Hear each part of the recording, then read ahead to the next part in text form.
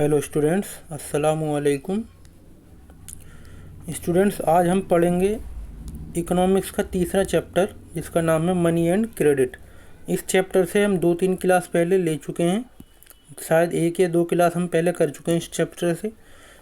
और पिछली क्लास में हमने इस चैप्टर में जो पढ़ा था वो था money and features, money and its features, barter system and monetary system और उसकी मेरिट्स एंड डिमेरिट्स। तो पहले एक बार रिकॉल कर लेते हैं लास्ट क्लास का, फिर आज की क्लास शुरू करेंगे। तो पिछली क्लास में हमने पढ़ा था money and its feature. Money क्या है? कोई भी ऐसी चीज़ जिसकी कोई जो मीडियम ऑफ एक्सचेंज के रूप में एक्सेप्टेड हो और जिसकी कोई इकोनॉमिक वैल्यू हो, उसको कहते हैं मनी। मनी की फीचर्स क्या है? मनी ड्यूरेबल होती है। हमने पढ़ा था कि ड्यूरेबल मतलब कि इसको बार बार यूज़ किया जा सकता है, ये एक बार यूज़ करने से ख़त्म नहीं होती। इसी तरीके से डिविजिबिलिटी होती है, यानी कि इसको छोटे छोटे डिनोमिनेशन में बांटा जा सकता है।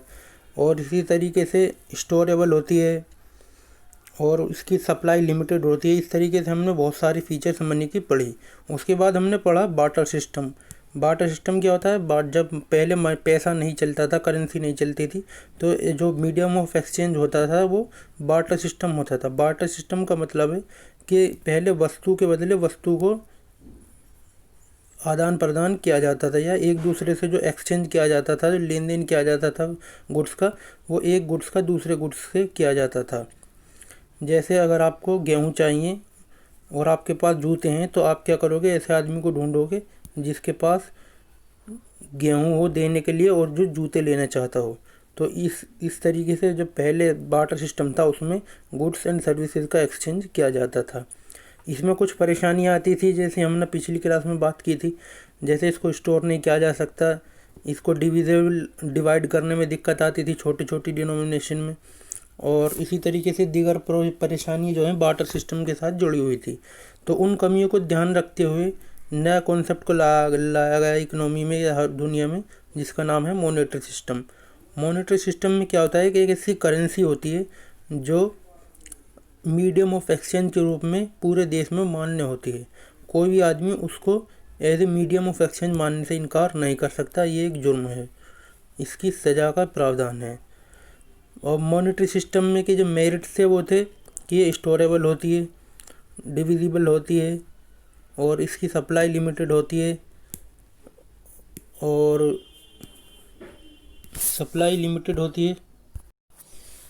और ये ड्यूरेबल होती है। ड्यूरेबल मतलब इसको एक बार से ज़्यादा यूज़ किया जा सकता है, ये एक बार के प्रयोग से ख़त्म नहीं होती। उसी के इसके साथ और ये फीचर्स इसकी कि मॉनेटरी सिस्टम में जो है आवश्यकता का दोहरा संयोग नहीं होता, यानी कि डबल कोइंसिडेंस ऑफ वांट्स नहीं होता। डबल कोइंसिडेंस ऑफ वांट्स मतलब एक आदमी को ऐसे आदमी को ढूंढना पड़ता था जिसको ना सिर्फ उस चीज़ को बेचना होता था जो उसको चाहिए, बल्कि जो वो बेच रहा है उसको ख़रीदना भी चाहता हो। मिसाल के तौर पे अगर 2 आदमी हैं, ए और बी, ए के पास जूते हैं और बी के पास गेहूँ हैं, तो ए अगर अपने जूते बेचना चाहता है और उसके बदले में गेहूँ लेना चाहता है, तो वो क्या करेगा? अपने जूतों बेचने के लिए एक ऐसे आदमी को ढूंढेगा जिसको जूते तो चाहिए ही हों, साथ में वो अपना गेहूँ भी जूतों के बदले में बेचना चाहता हो। तो ये क्या है? एक ऐसे आदमी की तलाश होती थी जो ना सिर्फ हमारा सामान बदले में लेने को तैयार हो, बल्कि वो सामान भी हमको देने के लिए तैयार हो जो हम चाहते हैं। तो इस तरीके से बहुत परेशानी होती थी मीडियम ऑफ एक्सचेंज में, और इसकी वजह से क्या होता था, जो ट्रांजैक्शन है वो जल्दी से हो नहीं पाती थी और टाइम वेस्टेज होता था। तो इसलिए मॉनेटरी सिस्टम में क्या हुआ, इस कमी को दूर कर दिया गया। तो ये थी लास्ट क्लास की बात। आज की क्लास शुरू करेंगे अब। तो क्लास आज हम इसी चैप्टर को आगे बढ़ाएंगे और हम शुरुआत करेंगे इन बिंदुओं से। आज के चैप्टर में हम फॉलोइंग पॉइंट्स पढ़ने जा रहे हैं आज के पाठ में, जिसमें पहला पॉइंट है एंशिएंट फॉर्म ऑफ मनी, यानी कि जो प्राचीन काल है उसमें मनी के तौर पर क्या चीज़ चलती थी, यह मीडियम ऑफ एक्सचेंज क्या होता था। दूसरा पॉइंट हम पढ़ेंगे मॉडर्न फॉर्म्स ऑफ मनी, यानी कि आज के दौर में, आधुनिक दौर में मनी का क्या रूप है। फिर हम पढ़ेंगे why is money accepted as a medium of exchange, यानी कि जो मनी है उसको मीडियम ऑफ एक्सचेंज क्यों माना जाता है। फिर हम पढ़ेंगे why is currency not printed in unlimited quantity, यानी कि जो करेंसी है, जब गवर्नमेंट के पास ये अधिकार होता है कि वो करेंसी कितनी भी छपवा सकती है, तो फिर वो अनलिमिटेड करेंसी छाप कर अमीर क्यों नहीं हो जाती? क्यों, क्या वजह है कि जो गवर्नमेंट है वो पैसा नहीं छापती ज़्यादा, वो ज़रूरत से ज़्यादा नहीं छापती। तो एंशियंट फॉर्म ऑफ मनी की बात करूं, अगर प्राचीन काल में मनी की बात करूं कि मीडियम ऑफ एक्सचेंज के रूप में क्या इस्तेमाल किया जाता था, तो पहले क्या होता था, जो लोगों के पास जानवर हुआ करते थे, एनिमल हुआ करते थे, जैसे शीप है, कैमल है, काव है, यानी भेड़ है, और ऊँट है, गाय है, इस तरीके से जो पालतू एनिमल होते थे, उनके बदले में वस्तुओं को एक्सचेंज किया जाता था। मिसाल के तौर पे अगर मेरे पास एक शीप है और मैं 10 किलो केजी लेना चाहता हूँ, तो मैं क्या करूँगा, ऐसे आदमी को ढूंढूंगा जो 10 किलो केजी देने के लिए तैयार हो शीप के बदले में। तो इस तरीके से क्या होता था, पहले एनिमल के आधार पर जो एक्सचेंज होता था वस्तुओं का, वो किया जाता था। दूसरा है ग्रेन। ग्रेन मतलब गेहूँ। गेहूं में क्या होता था, जैसे एनिमल को आधार मानते थे हम बिजनेस ट्रांजैक्शन को करने के लिए, वैसे ही जानवरों के बाद ये जानवरों के अतिरिक्त ग्रेन को भी, गेहूं को भी एक मीडियम ऑफ एक्सचेंज के रूप में स्वीकार किया जाता था। उसके बाद है वेजिटेबल्स। एनिमल और ग्रेन के अलावा कुछ सब्जियां भी ऐसी होती थी जिनको हम क्या करते थे, मीडियम ऑफ एक्सचेंज के रूप में यूज़ किया करते थे भूतकाल में। उसके अलावा जब ये चीज़ें थोड़ी पुरानी हो गई है, कॉन्सेप्ट पुराना हो गया जानवरों का और सब्जियों का, तो क्या हुआ, जो प्रीशियस मेटल होती है, जो कीमती धातु होती है, उसके कॉइन चलने लगे थे। जैसे गोल्ड के कॉइन, सिल्वर के कॉइन, कॉपर के कॉइन। लेकिन इनके साइन में दिक्कत क्या होती थी कि ये जो गोल्ड और सिल्वर के कॉइन हुआ करते थे, इनकी जो वस्तु मूल्य है वो ज़्यादा होता था और इनकी मॉनेटरी वैल्यू कम होती थी। यानी कि अगर एक सिक्का 10 ग्राम का है और वो 2 रुपये का सिक्का है, तो उसकी मनी वैल्यू तो 2 रुपये थी, लेकिन अगर उसको गोल्ड के रूप में हम यूज़ करें तो वो 2 रुपये से बहुत ज़्यादा का था। यानी कि होता क्या था, जो ये पुरानी करेंसी हुआ करती थी, जो सोने और चांदी की बनी होती थी, उसकी जो मनी वैल्यू है, यानी कि जितने पैसे के लिए वो जितने पैसे उस पर छप रहे हैं, वो तो कम होते थे। और इसका अगर फिज़िकल यूज़ करने लगे कॉइन्स का, तो वो फिज़िकल यूज़ ज़्यादा कीमती होता था।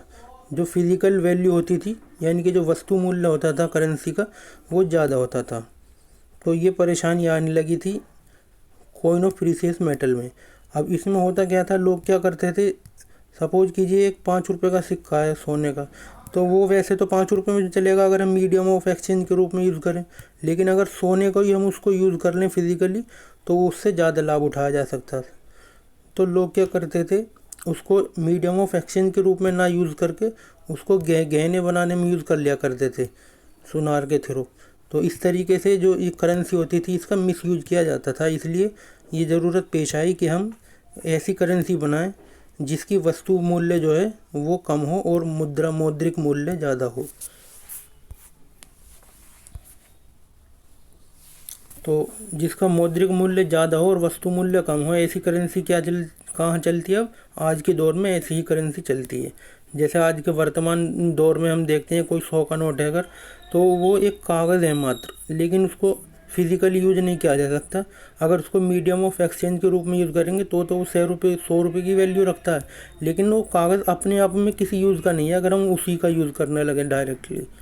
तो इस तरीके से नई करेंसी का उदय हुआ। अब देखते हैं मॉडर्न फॉर्म ऑफ मनी क्या होती है, यानी कि आधुनिक दौर में मनी क्या क्या होती है, किस किस तरह की मनी आधुनिक दौर में चल रही है। पहला है करेंसी नोट्स।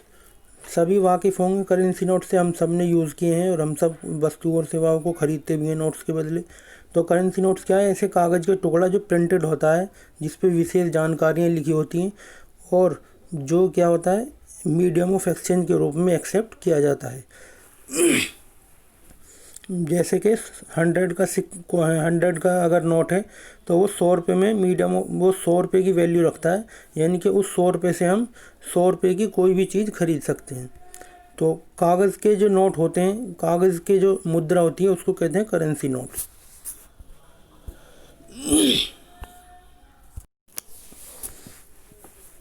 दूसरा जो मॉडर्न फॉर्म ऑफ मनी है वो है कॉइन। कॉइन मतलब जैसे हम जो स्टील के या आयरन के सिक्के हम देखते हैं अक्सर चल आते हैं हमारी यूज़ में, जैसे 1 का सिक्का है, 2 का सिक्का है, 5 का सिक्का है, अब तो 10 का सिक्का भी चल रहा है। तो ये जो कॉइन होते थे ये भी करेंसी का एक मॉडर्न करेंसी का एक रूप है। इन कॉइन पर जितने भी पैसे छपे होते थे उसकी वैल्यू उतने ही रुपए की मानी जाती है।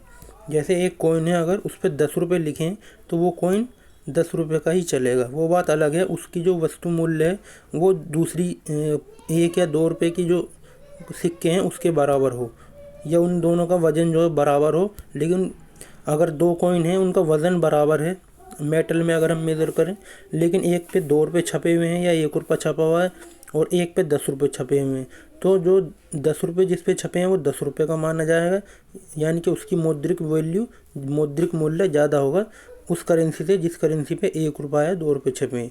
ऐसा पॉसिबल हो सकता है कि दोनों का जो वज़न है मेटल का वो बराबर हो। इसलिए मैंने पहले बताया कि जो आज की मुद्रा है वो क्या होती है, उसके वस्तु मूल्य तो कुछ खास नहीं होता लेकिन उसका मौद्रिक मूल्य अहमियत रखता है। तो ये हुई कॉइन की बात। इसके अलावा डिमांड डिपॉजिट होता है। डिमांड डिपॉजिट भी क्या होती है, मॉडर्न फॉर्म ऑफ मनी है। कैसे है डिमांड डिपॉजिट होते क्या है, जब हम सभी का बैंक में खाता होगा, हम जानते हैं कि जो हम कमाई करते हैं उसमें से हम कुछ खर्च कर देते हैं और कुछ बचा लेते हैं। तो जो खर्च कर देते हैं वो तो इकोनॉमी में सर्कुलेट हो जाती है, और जो हम बचा लेते हैं उसको हम बैंक में जमा कर देते हैं। अब जो बैंक होता है वो उस जो डिपॉजिट का क्या करता है, वो भी उस पैसे को इकोनॉमी में छोड़ने की कोशिश करता है जिससे कि जो आर्थिक क्रियाएं हैं उनको गति मिल सके। डिमांड डिपॉजिट का कॉन्सेप्ट ऐसे समझ सकते हैं, सपोज करिए जो लोग हैं वो 1 लाख रुपए कमाते हैं और वो उसमें से 40,000 खर्च कर देते हैं और वो 60,000 रुपये बैंक में जमा करा देते हैं। तो जो बैंक में उन्होंने जमा कराया वो 60,000 क्या कहलाएंगे, डिमांड डिपॉजिट कहलाएंगे। डिमांड डिपॉजिट इसलिए कहलाएंगे क्योंकि जब भी हमें उन पैसों की ज़रूरत होगी या अकाउंट होल्डर को जब भी उन पैसों की ज़रूरत होगी, अकाउंट होल्डर बैंक से कभी भी अपनी इच्छा के अनुसार बैंक से वो पैसे मांग सकता है, और जब भी आप मांगोगे जब ही बैंक को वो पैसे देने पड़ेंगे, इसलिए इसको डिमांड डिपॉजिट कहते हैं। अब बात यह है कि इसको करेंसी क्यों माना गया, इसको मॉडर्न फॉर्म ऑफ मनी क्यों माना गया।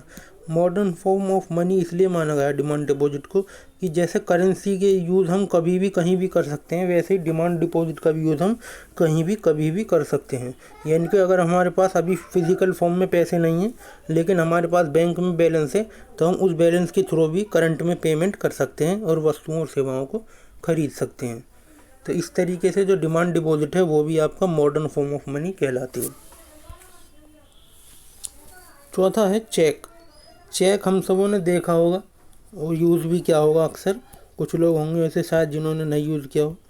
तो चेक क्या होता है, एक ऐसा कागज़ी टुकड़ा होता है जिस पे 2 पक्षों के क्या लिखे होते हैं, डिटेल्स लिखी होती हैं, जैसे अकाउंट नंबर और MICR नंबर, बैंक नंबर और बैंक की सिटी कौन सी है, सारी मतलब दोनों पक्षों की जो मेन जानकारी हैं वो लिखी रहती हैं। सबसे मेन जानकारी जो चेक पर होती है वो होती है अकाउंट नंबर और कितना अमाउंट आप ट्रांसफ़र करना चाहते हो दूसरे पक्ष को। तो ये 2 अहम जानकारी होती हैं। तो चेक क्या होता है, एक ऐसा कागज़ का टुकड़ा है जिसके माध्यम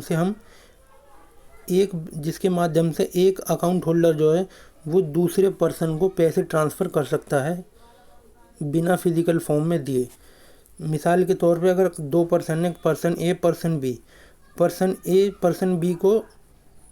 पर्सन बी से उसने कोई सामान खरीदा 10,000 का, तो पर्सन ए क्या करेगा, एक चेक लेगा और उस पर अमाउंट लिखेगा और सारी डिटेल्स फिल कर देगा, जिससे कि ये पता चल जाए कि वो पर्सन बी को पेमेंट करना चाहता है।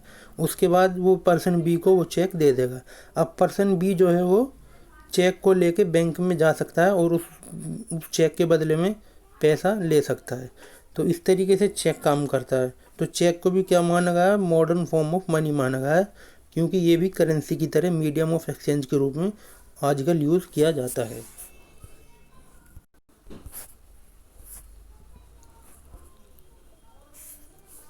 अब हम पढ़ेंगे why is money accepted as a medium of exchange. यानी कि मनी जो है, जो करेंसी जो है आज के दौर में, मॉडर्न एरा में, उसको हम मीडियम ऑफ एक्सचेंज के रूप में क्यों स्वीकार करते हैं। तो इसके 2-3 में अहम कारण हैं, आइए देखते हैं उनको। पहली वजह है अथोराइज्ड बाय सेंट्रल गवर्नमेंट। जो सेंट्रल गवर्नमेंट यानी कि जो केंद्र सरकार होती है, जो पूरे देश के लिए बनी होती है, वो क्या करती है, करेंसी को इशू अथोराइज्ड करती है, यानी कि वो इसको लीगल बना देती है कि जो, और इसकी बात की अनुमति देती है कि जो करेंसी है वो पूरे देश में एक मीडियम ऑफ एक्सचेंज के रूप में यूज़ की जाएगी।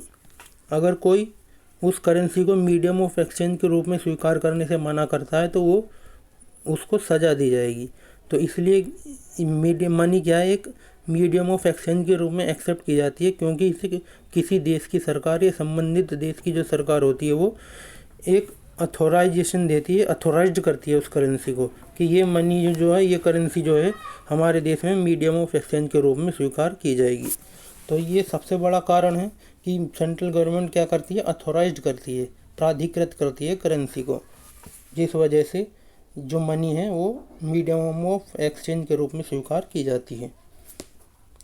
दूसरा है legally no one can refuse to accept currency as a medium of exchange, it is punishable. जैसे मैंने ऊपर बताया कि जो कानूनी तौर पर जो करेंसी होती है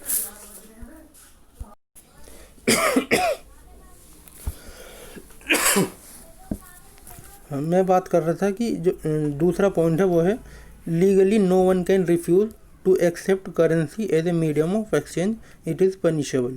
यानी कि जो करेंसी होती है वो कानूनी तौर पर एक वैध मानी जाती है मीडियम ऑफ एक्सचेंज के रूप में। यानी कि कानूनी तौर पर ये ज़रूरी है कि आप मनी को, करेंसी को मीडियम ऑफ एक्सचेंज के रूप में स्वीकार करो। अगर आपने करेंसी को मीडियम ऑफ एक्सचेंज के रूप में स्वीकार नहीं किया तो ये एक दंडनीय अपराध है। तो अगर कोई आदमी आपसे करेंसी को एक्सेप्ट करने से मना करता है तो आप उसकी शिकायत पुलिस में जाकर कर सकते हैं। तीसरा पॉइंट है no one except RBI can issue currency. अब आपने देखा होगा कि जो करेंसी है वो सिर्फ आरबीआई ही इशू करती है सेंट्रल गवर्नमेंट के कहने पर। किसी और ऑर्गेनाइजेशन को या किसी और व्यक्ति को करेंसी को छापने का या करेंसी को इशू करने का अधिकार नहीं होता। तो इस करेंसी कौन छाप सकता है, सिर्फ सेंट्रल गवर्नमेंट के कहने पर आरबीआई ही जो करेंसी है उसको इशू कर सकता है। और कोई अगर करेंसी को इशू करने की कोशिश करेगा या डुप्लीकेट मनी इकोनॉमी में छोड़ने की कोशिश करेगा तो ये भी एक दंडनीय अपराध है। तो ये वजह थी कि क्यों हम जो मनी है उसको एक मीडियम ऑफ एक्सचेंज के रूप में एक्सेप्ट करते हैं। अब हम पढ़ेंगे कि why is currency not printed in unlimited quantity. यानी कि जो करेंसी है, जो मुद्रा है, उसको हम लिमिटेड क्वांटिटी में ही क्यों छापते हैं। ऐसा क्यों नहीं है कि हम बहुत सारी करेंसी छाप दें ताकि हम अमीर बन जाएं, और या जो गरीबी है हमारे देश में, वो जो हमारे देश की जो गरीबी हो वो गरीबी है वो दूर हो जाए। तो ऐसा नहीं होता कि वो पैसे छापने से हमारी गरीबी दूर हो जाएगी, बल्कि इससे सिचुएशन और ज़्यादा वर्स्ट हो जाएगी और ज़्यादा बेकार हो जाएगी। अब तो इस पॉइंट को समझने के लिए हमें कुछ एक पूरा 5-6 स्टेप्स हैं, एक प्रोसेस है जिसके माध्यम से हम ये समझेंगे कि करेंसी को अनलिमिटेड क्वांटिटी में क्यों नहीं छापा जाता। पहली स्टेप है supply of money will rise. यानी कि जब हम करेंसी छाप देती है कोई गवर्नमेंट, ये छपवा देती है, आरबीआई से इशू करवा देती है ज़्यादा, तो उससे क्या होता है, जो मनी की सप्लाई है वो हमारी इकोनॉमी में बढ़ जाती है। यानी कि लोगों के पास ज़्यादा पैसा आने लगता है। अब जब लोगों के पास ज़्यादा पैसा आने लगता है तो जो लोगों की डिमांड है गुड्स एंड सर्विसेज की वो बढ़ जाती है। यानी कि अगर आपके पास पहले 100 रुपये थे तो आप 100 ही रुपये की गुड्स एंड सर्विसेज को खरीद सकते हो, लेकिन जब 1000 रुपये हो जाएंगे तो आप 1000 रुपये की गुड्स एंड सर्विसेज को खरीद सकते हो। यानी कि आपकी जो डिमांड है वस्तुओं और सेवाओं के लिए वो बढ़ जाती है। तीसरा पॉइंट है सप्लाई और production of goods and services will decline. अब ज़्यादा पैसा छापने से क्या होता है, 2 तरीके से गुड्स एंड सर्विसेज की जो सप्लाई है, जो उसका उत्पादन है वो घट जाता है। पहला तो ऐसा घटता है कि जब लोगों के पास ज़्यादा पैसा आ जाता है तो वो मेहनत नहीं करना चाहते, वो सिर्फ आराम से बैठकर खाना चाहते हैं। और वो काम करना बंद कर देते हैं, क्योंकि पैसा उनके पास है। वो ये सोचते हैं कि पैसा तो है ही हमारे पास, हम इस पैसे के बदले गुड्स एंड सर्विसेज को कंज्यूम कर सकते हैं, अब हमें काम करने की कोई ज़रूरत नहीं है। तो एक रीज़न तो ये है कि ज़्यादा पैसा छापने की वजह से जो गुड्स एंड सर्विसेज का प्रोडक्शन है वो कम हो जाता है उसकी डिमांड की तुलना में। दूसरा रीज़न ये है कि जो सप्लाई है या जो प्रोडक्शन है गुड्स एंड सर्विसेज का, वो कंपेरेटिवली या रिलेटिव टर्म में कम हो जाती है। मिसाल के तौर पे अगर एक इकोनॉमी में 1 करोड़ का जीडीपी है, यानी कि एक देश के अंदर एक साल में 1 करोड़ रुपए का वस्तुओं और सेवाओं का उत्पादन होता है, तो और 1 करोड़ की ही करेंसी छापी जाएगी, तो वो जो करेंसी की जो सप्लाई है या जो डिमांड है लोगों की, वो प्रोडक्शन के बराबर होगी। तो ऐसे केस में महंगाई नहीं बढ़ेगी। लेकिन अगर जो गुड्स एंड सर्विसेज का प्रोडक्शन है वो तो 1 करोड़ का ही है, लेकिन हमने करेंसी छोड़ दी इकोनॉमी में 3 करोड़ की, तो जो 1 करोड़ रुपए की जो वैल्यू है गुड्स एंड सर्विसेज की, वो भी कितने की बन जाएगी? 3 करोड़ की बन जाएगी। यानी कि प्रोडक्शन तो उतना ही हुआ 1 करोड़ का ही, लेकिन जो प्राइस था उसका वो 1 करोड़ से बढ़कर 3 करोड़ हो गया, ज़्यादा करेंसी छापने की वजह से। तो इस तरीके से रिलेटिव टर्म में भी क्या होता है, जो प्रोडक्शन है गुड्स एंड सर्विसेज का, वो ज़्यादा पैसे छापने की वजह से कम हो जाता है, जिस वजह से क्या होता है, मांग बढ़ जाती है वस्तुओं और सेवाओं की और प्रोडक्शन कम हो जाता है। अब जब मांग बढ़ जाएगी गुड्स एंड सर्विसेज की, और प्रोडक्शन घट जाएगा, तो ऑब्वियसली लोग ज़्यादा खरीदने वाले लोग ज़्यादा हो गए और बेचने वाले लोग कम हो गए। तो जो बेचने वाले लोग जब कम हो जाते हैं और जब वो देखते हैं कि खरीदने वाले ज़्यादा हैं, तो वो क्या करते हैं, अपनी वस्तुओं और सेवाओं का मूल्य बढ़ा देते हैं, क्योंकि उन्हें पता है कि अब लोगों के पास पैसा ज़्यादा है और बेचने वाले कम हैं। तो एक तरीके से वो अपनी वस्तुओं का या सेवाओं का हाई प्राइस चार्ज करने लगते हैं, जिसकी वजह से प्रोडक्शन तो उतना ही रहता है, लेकिन उसकी वैल्यू, उसकी जो कीमत है, सिर्फ वो कीमत बढ़ जाती है, यानी कि इन्फ्लेशन का दौर आ जाता है इकोनॉमी में। तो यानी छठा पॉइंट जो मैंने अभी बताया कि जब डिमांड ज़्यादा हो जाती है और सप्लाई कम हो जाती है गुड्स एंड सर्विस की, तो वो इकोनॉमी में क्या होता है, महंगाई बढ़ने लगती है। तो इस वजह से ये एक बड़ा रीज़न है कि क्यों जो है करेंसी को अनलिमिटेड क्वांटिटी में नहीं छापा जाता। और ये कहना कि ज़्यादा करेंसी छापने से हम अमीर हो जाएंगे, ये गलत है।